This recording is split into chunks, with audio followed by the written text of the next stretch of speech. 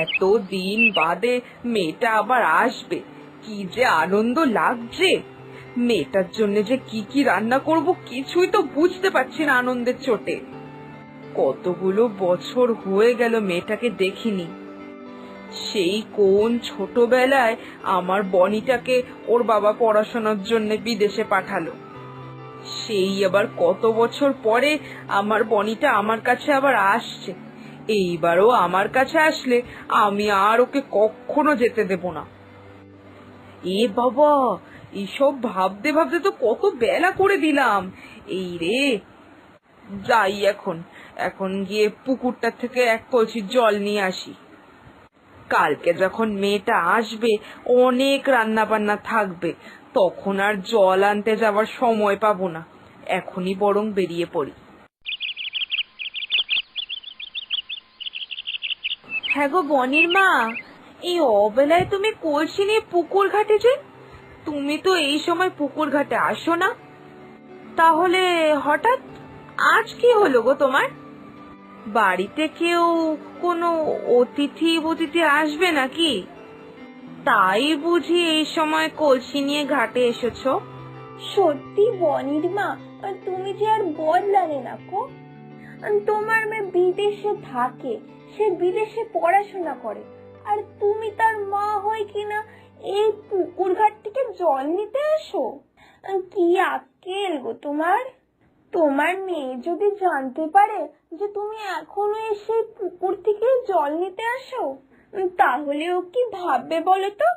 আর তাছাড়াও তোমার বাড়িতে তো চাপ কলের ব্যবস্থাও আছে, তাও তুমি পুকুরে জল নিতে আসো কেন? বুঝি না বাপু, এই বয়সে তো এত পরিশ্রম না করলেও পারো নাকি? আরে লতাদি, তোমাকে আর কি বলি বলো তো? তুমি শুধু শুধুই আমাকে বকাবকি করছো। আমার মেয়ে বিদেশে থাকে, আর তাতে কি হয়েছে শুনি? তাই বলে কি আমি পুকুর ঘাটে জল নিতেও আসতে পারবো না নাকি? আরে দিদি, ও আসবে বলেই তো আমি আরো পুকুর ঘাটে জল নিতে আসলাম। তুমি যে বলছো বাড়ির চাপ কলের কথা, ওই চাপ কলের জল আমার বনি ছোটবেলা থেকে একদম খেতে চাইতো না।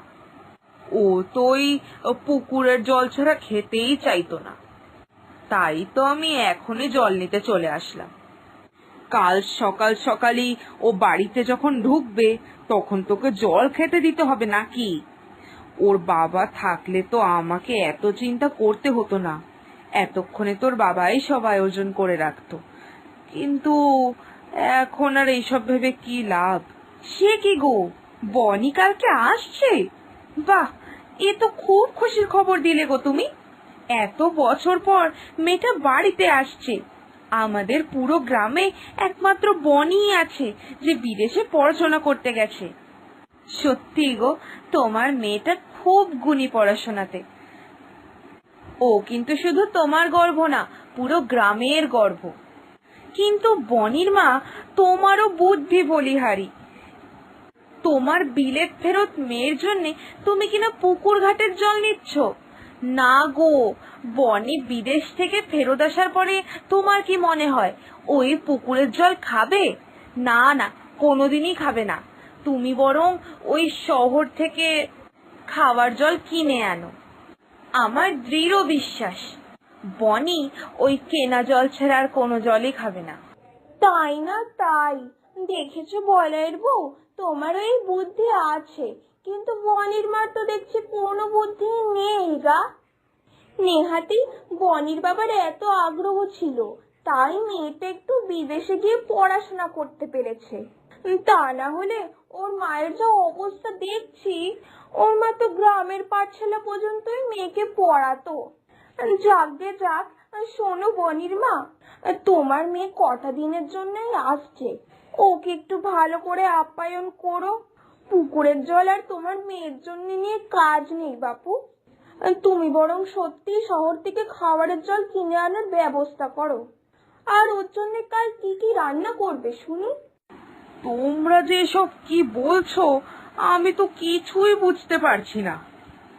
তোমরা যে আমাকে শহর থেকে জল কিনে আনার ব্যবস্থা করতে বলছো, তাহলে আমি বনের জন্য যা যা রান্না করব ভাবছি, সেটা শুনলে তোমরা আবার বকাবকি করবে না তো? আসলে কি বলো তো, বনি মেয়েটা এত বছর পর আসছে তো, তাই আমি ওর জন্য সবকিছুই ওর পছন্দেই করতে চাইছি। তাই জন্যই তো এই পুকুর থেকে জল নিতে আসলাম, আর রান্না বান্না ওর পছন্দ মতোই করব। লতি দিয়ে চিংড়ি, ঝিঙে পোস্ত, লাউ পাতার বড়া, চুনো মাছের ঝাল, আবার কচুর শাক, এই রান্নাগুলো আমার বনির খুব পছন্দ ছিল গো। বিদেশে তো নিশ্চয়ই এসব খাওয়ার সুযোগ পাইনি। আমি আজকে সন্ধেবেলাতেই বাজারে গিয়ে সব কিনে নিয়ে আসবো।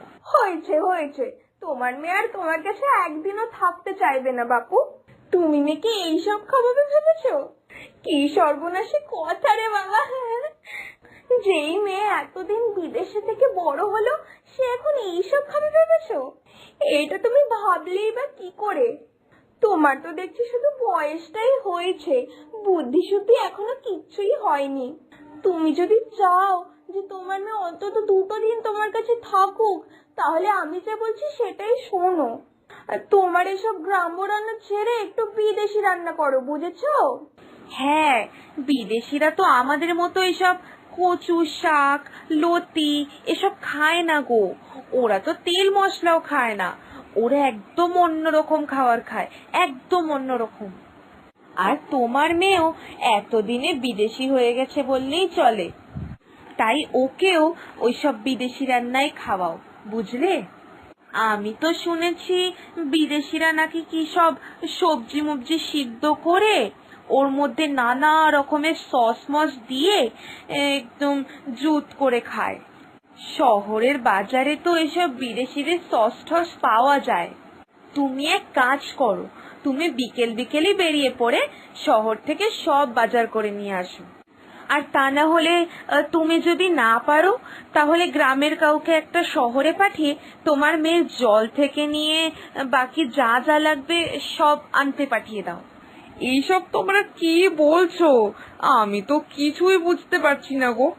আমি বিদেশি রান্না তো কিছুই পারি না। পরে কি করতে কি করব, তখন আমার বনিটার কিছুই খাওয়া হবে না। ওইসব সিদ্ধ করে কি সব শস টস মিশাইয়া কি রাঁধতে বলছো তোমরা?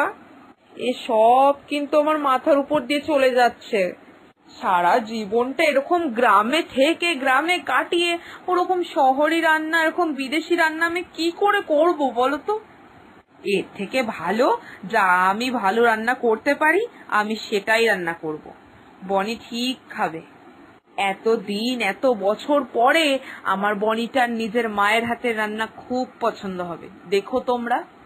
বুঝলে বলাইয়ের বউ, বনির মা আর আমাদের এসব কথা শুনবে না। ও নিজের ইচ্ছা মতনই এসব চুনো মাছ, কচুর শাক এগুলো রান্না করবে। আর যখন এসব খেয়ে বনি বিকেলের মধ্যেই রওনা দেবে, তখন বুঝবে বনির মা। আমরা যে বলেছিলাম ওদের কথা ভেবেই বলেছিলাম। নাও নাও বনির মা, তোমার মেয়ের জন্য কলসি ভরে জল নিয়ে যাও। এতদিন পর আসছে, এই পুকুরের জল না খাওয়া অব্দি তো আনন্দেই পাবে না মেয়েটা।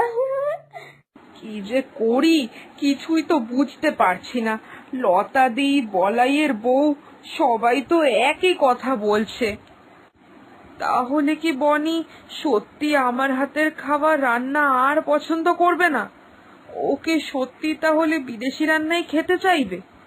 লতা দিদের কথা যদি সত্যি হয়, তাহলে তো বনি আমার সাথে একদিনও থাকতে চাইবে না।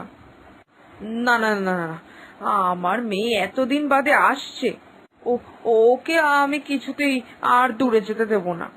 প্রয়োজনে আমি বিদেশি রান্নাই করব। হ্যাঁ, কিন্তু তাও আমার বনি যাতে আমার সাথেই থাকে, আমি তার ব্যবস্থাই করব।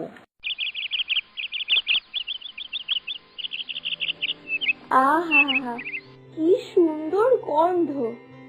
ইস, এতদিন ধরে আমি এই গ্রাম গ্রাম গন্ধটার থেকে কত দূরে ছিলাম। এই গ্রামের গন্ধ, ঠান্ডা হাওয়া আর গাছপালা দেখে মনটা যেন আনন্দে নেচে উঠছে। বিদেশ মানেই তো শুধু শহর আর ইট পাথরের নগর। আর সেখানে